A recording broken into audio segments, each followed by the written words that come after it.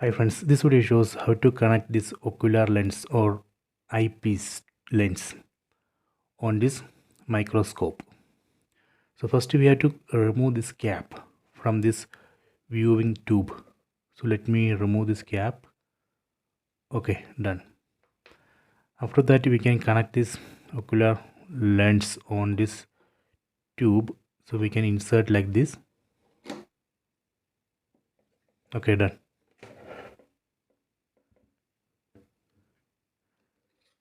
See, this way we can easily insert this lens on this viewing tube. We can remove it easily. See,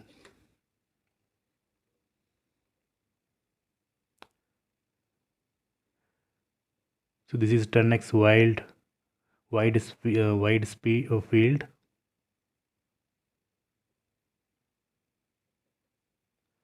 So let me take another ocular lens. This is 20x wide.